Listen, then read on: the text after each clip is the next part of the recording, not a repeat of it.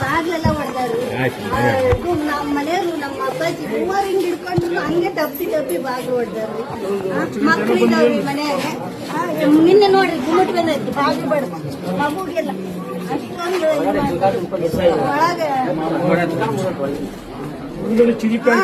ಹೊರಗ ಹಾಕಿ ನಾವು ಒಳಗನ ಹಾಕಿ ಇಲ್ಲೆಲ್ಲ ಆ ಹುಡುಗಿನ ಬಡ್ದೈತಿ ನೋಡ್ರಿ. ಅಕ್ಕಿನೂ ಬಾಗ್ಲು ಹಿಡ್ಕೊಂಡಿದ್ರು ಸರ್ ಬಡ್ದೈತಿ.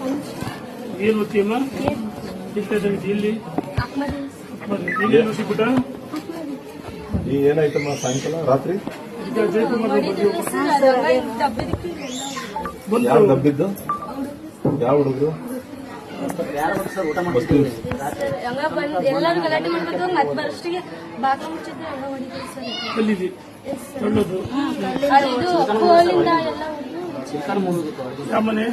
ಅದೇ ಸರ್ ಅಲ್ಲೆಲ್ಲ ಶಿಲ್ಪ ಎಲ್ಲ ಮುಗಿದಿದೆ ಇಲ್ಲಿ ಸರ್ ಒಳಗೆ ಇಲ್ಲೆಲ್ಲ ಒಳಗೆ ಹೋಗಿದ್ವಿ ಸರ್. ಚಿಲ್ಕ ಹಾಕಕ್ಕೆ ಬರಲ್ಲ ಸರ್.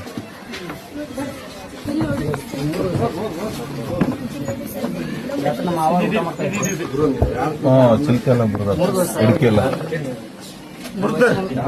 ನೀವು ಸಣ್ಣವ್ರು ಬರ್ಬೋದು. ಚೆನ್ನಾಗಿ ಓದಮ್ಮ. ಎಷ್ಟೇ ತರಗತಿ ಗೊತ್ತೀಯಾ? ಯಾವ ಸ್ಕೂಲಮ್ಮ? ಚೆನ್ನಾಗಿ ಓದವ. ಏನಾಗಲ್ಲ, ಎಲ್ಲ ಪೊಲೀಸ್ ಮಾತಾಡ್ತಾರೆ.